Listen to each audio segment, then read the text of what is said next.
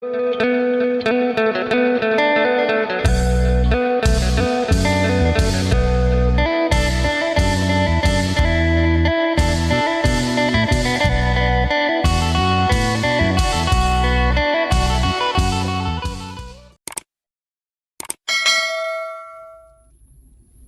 สบายดีและสวัสดีพ่อแม่พี่น้อง FC กันมืดสุขูสุคนเพราะว่าทางฝั่งลาวทางฝั่งไทยหรือต่างประเทศ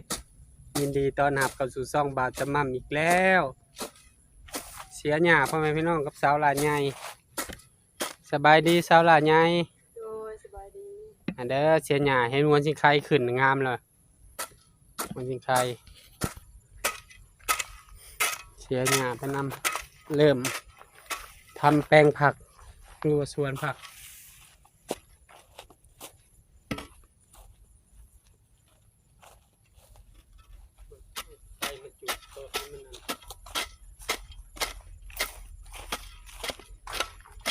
เริ่มกระหักเลยเนาะเทียมหักแล้วเดี๋ยวค่อยจอดให้มือทำนะเจ้าเห็นไม่เท่ามันแล้วบ่มาเลยให้สาวลายใหญ่เป็นเชียหญ้าถาบ่าวจะมั่มจะเอากาไฟมาจุดเชียตรงนี้ก่อน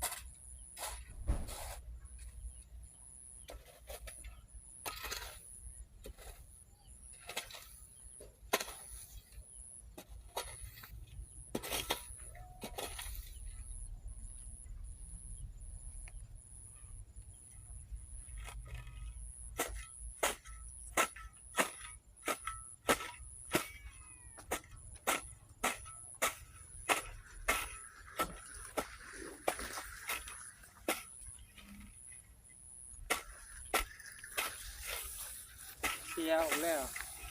พดน้ำนะบัดนี้นี่หัวสิไฟงามๆตรงนี้พี่น้อง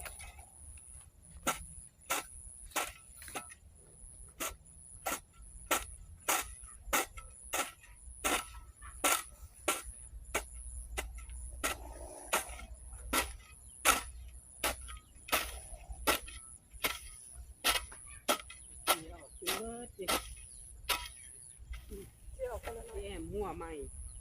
เจ้าลายใหญ่ปลูกพักยังแน่ย่องบุก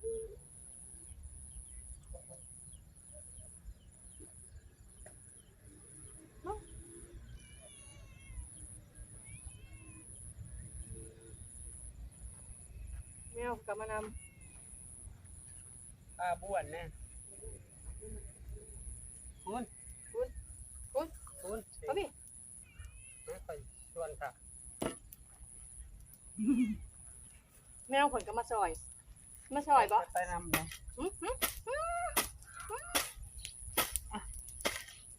คือดอกคูณนั่งดอกคูณเดี๋ยวจะได้เหรอเป็นได้ลูกแล้ว4 โตแต่อันต้นนี้ค่ะที่ตอดเข้าไปในนี้ไปเล็กมาจอดเป็นขาดก่อนคุณเอาขาดเท่าได้จ้ะเงินจอดขาดน้ำแร่แต่งขาดดำขาดเท่านี้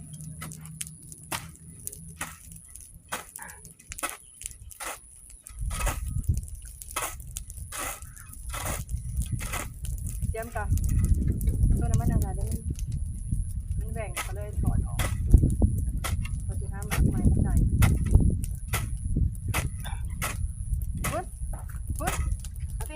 เริ่มหนาวแล้วพอมาไทยแอหนาวแล้ว ได้ตกแรงมากอากาศจะเย็นหมูได้ดอกคูณหมดตึงมันเป็นคนคือสีซอยเรียบ เมื่อหาลูกโตโน่ขึ้นฮอดเพิ่นยาได้ให้เพิ่นอยู่น้ำยาอยู่น้ำแม่เบา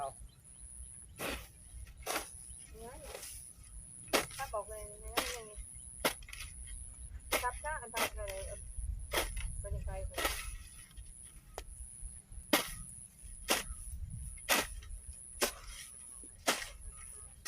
ขาดตัวไม่ขาดหักเลย มือหนึ่งชอบเริ่มเห็ดแปลงพักไปคอขี่งัวน้ำปลาเถาเทียม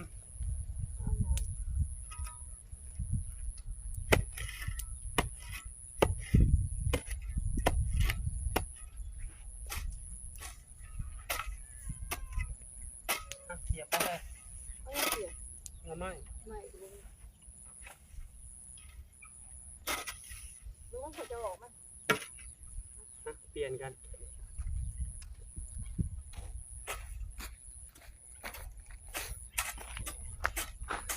แนมเห็นหอนเฮือนไม่เถาพอเถาคูณบนทางจนแปลนเลย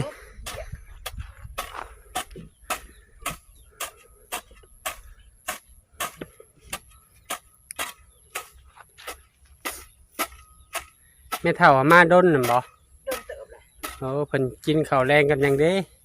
เห็นกินกับหมักผักแล้วอยู่บ่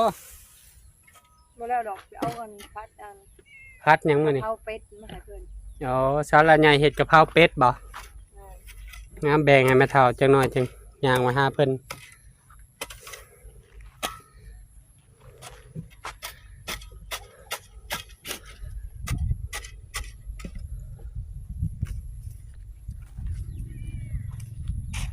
ต้นนั่นหน่อไม้มาปลูกอีกครับจะเสียตัวทั้งลุมหมอเลยเดี๋ยวค่อยโคตรน้ำ มันหมดยามฝนเลยเนี่ย ปลูกยามแรงบ่ได้บ่เฮามีน้ำหลาย เอาไว้น้ำลายจ้ะ โคตรเอา แต่ดูบ่ ดูโคตรเลยแหละ ดู ดู ค โคน ตร ดู เอา โคตรอยู่แล้วบัดยามไปกับไปเนาะ โคตรเจ้าโคตรแรงต้นกล้วยครับ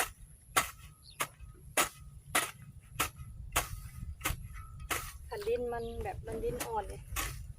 ปลูกพักคือสิงามมีน้ำหลาย หาดินในป่าแล้วเฮ้ยหาดินในป่ามาปลูกโอ้ยมีเห็ดยัง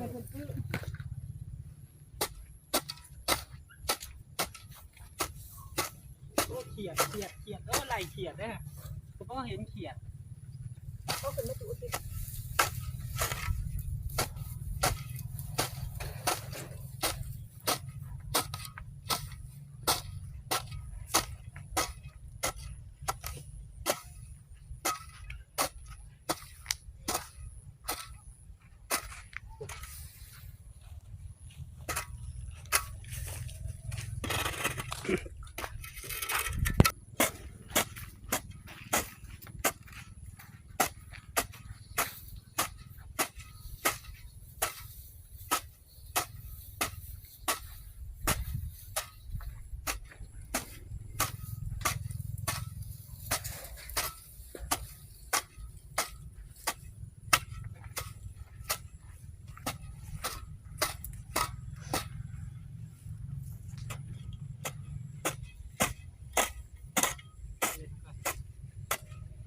นี่เรือโบราณเนาะ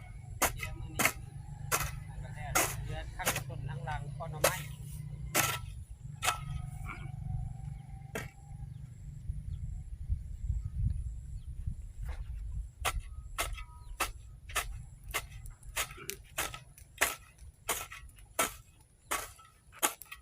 ไกลปลูกยามฝนติดเบิ้ลเลยปลูกยามฝนมาชิงไกล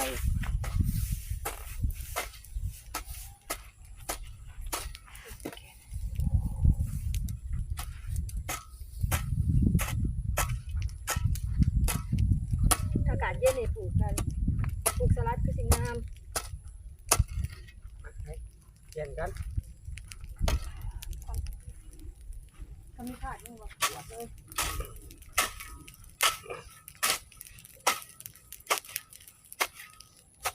รับทำผิดก่อนแล้วว่าจับตีนมันขอตัวเป็นอะไร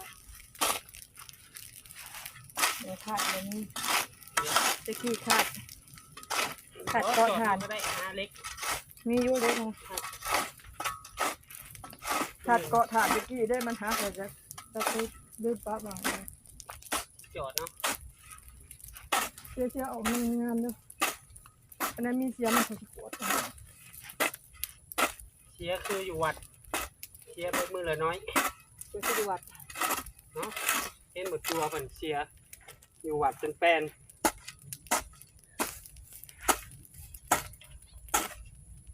ตัวน้อยเสียอยู่วัด ไปเอาเอาเปลืองค่ะมาจูดกับขี้งา เครื่องก็ขี้งัวเนาะ คออันนะเด้ ขอเครื่องน้ำนะบ่าว บอกอันนั้นแกบกับมันกูแล้วมาปั่นเขาค่ะ เออน้ำแสง แบบเอาตัวขี้หาสอบนะก็ได้ บอกไปแล้วไปเอา มาเผาจูดนะครับ อ๋อ นี่คนละ ควันดูดแล้ว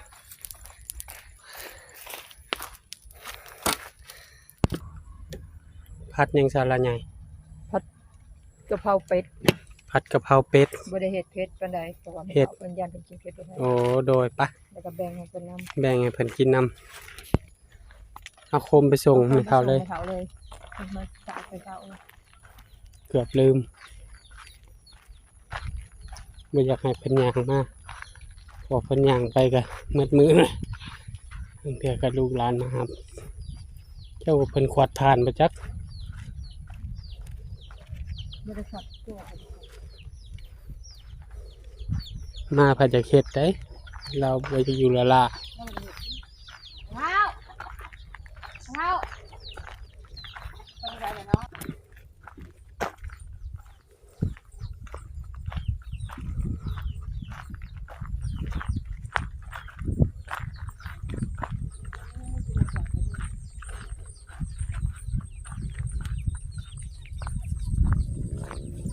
เรามาเลยจำขวดทานเบิ่ง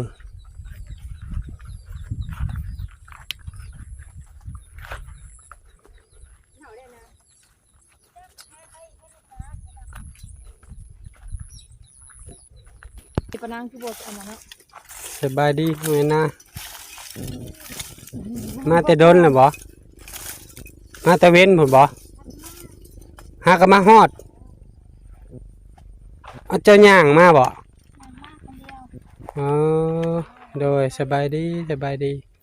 ได้หยังกินแรงบ่เออ ไข่เขามาให้ บ่ ยังอยู่ บ่โดยเอาขวดรถ เพราะอะไรเศร้าแหละมันขับแล้วมันมีควัน เออ งามเนาะ ไม่ใหญ่ เป็นเขาก็เนาะ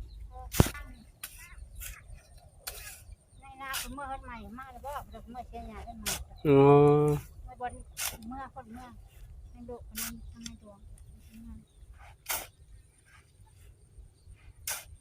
ขวดหน่อยหนึงใหม่มาแล้ว ได้ทดสอบแล้วจ้านะ ตามชอบ อ๋อ เลย สบายดีไหมเท่า ได้ยินบูคุณไม่ได้น้อยก็บอกว่า ไปเก็บหยังอ่ะนะ คือ เก็บมะเขือสบายดี ดี ฮอดแต่ดนแล้วบ่เจ้าน่ะ เขาเลยไปย่างไปเจ้าท่ามาเพื่อนศีรษะจนได้เจอแบบ อ๋อย่างไปเล่น ย่างไปดินไปช่องมึงให้ไป ได้หยังกินแรงเจ้า นี่มัน บ่ ได้หาเอาอันนี้ สาระไงเอาหยัง ก็มาเถาจะกินได้หรือเปล่าเนาะ กินได้ ไปเถา เป็ด ตรงขีกเอาขวเป็ด ผัดกะเพราเป็ด กินได้อยู่ดอกบ่ได้เผ็ดอาจารย์เอาโคมให้เพิ่นอาจารย์เสียนเอาถอกใส่จานย่านเจ้าบ่มีของกินแรงก็เลย พัดชาวลาใหญ่พัดมาแบ่งสู่กิน ขังล่มบนก็นอนกูนอนกู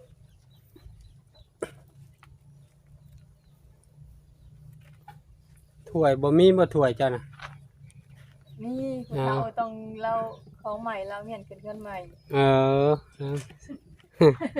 จะไม่เงี้ยจะเอ่ยกูคือการ เออ เราเอาเมียนขึ้นเงินใหม่ บ่ โดย อีปุ๊กมาเพื่อเพลงนึง เออ ไผ่ ปุ๊บตัวแม่เสียนั่นน่ะว่ะ อีคุกอันนี้ ปุ๊กลูกไม่เท่าหา ลูกไผ่ ลูกไผ่ ไทยนี่หา เอ ได้ โอ้ดีเลย ที่ ที่ ว่า ว่า ตัว เพิ่น เก่าบ่ ตัวเก่าแล้ว ที่ว่าเพิ่นบ่ใช้แล้ว แล้วเพิ่นของเพิ่นคนมีเลยเนาะคนมีแล้วก็อีต้นเห็นไม่เฒ่าแล้วก็อีต้นไม่เฒ่า แม่นเพิ่นมาซื้อทานประจำนำแม่เฒ่าแม่นบ่แม่เฒ่า การประจำมื้อนี้ก็มาไม่ได้ เออ ได้โชค โดยบ่ต้องล้างเด้อแม่เฒ่าเอาเลยซาละไง ถ้าสิล้างเอง หาล้างเองฮะซาละไงกับน้ำใจแบ่งให้แม่เฒ่ากิน เพราะว่าคนนี้บอกมื้ออื่นยังมาเอามื้ออื่นสิพัดสิป้อ เหี้ยได้ไหมเฒ่า เฮียได้แม่เฒ่าระวังไก่เด้อ นี่น่ะมันย่อยฮะ เอาขึ้นไปเทิงพุ่นได้แม่เฒ่า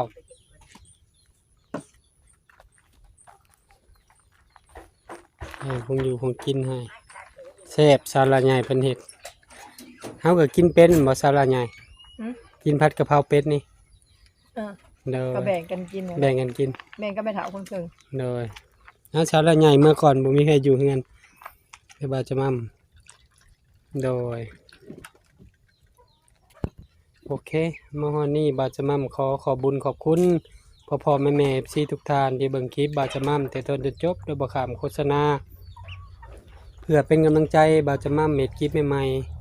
ๆขอให้พ่อแม่ซีทุกท่านจงมีสุขภาพร่างกายแข็งแรงปราศจากโรคภัยไข้เจ็บคิดสิ่งใดให้ได้สิ่งนั้นจงมุ่งมา่ปรารถนาทำมาค้าขายซื้อได้ขายมาเหตุธุรกิจใดขอประสบผลสำเร็จรวยๆเฮงๆปัง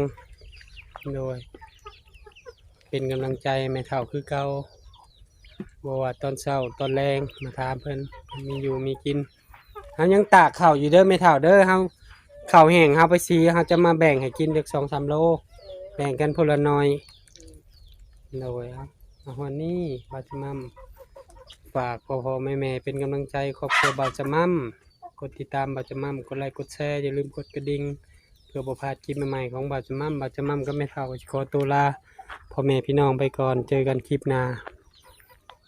อยู่ดีมีแห้งสบายดีเด้อไม่เท่ามีของกินแรงเลยเรือมืออื่นเช้า สบายดี เด้อเรือมืออื่นเช้า กินหยังบ่ฮู้กินลาบเป็ดอันผัดกะเพราเป็ดกินได้อยู่ดอกหมูจะก็ยังกินได้โดยเอา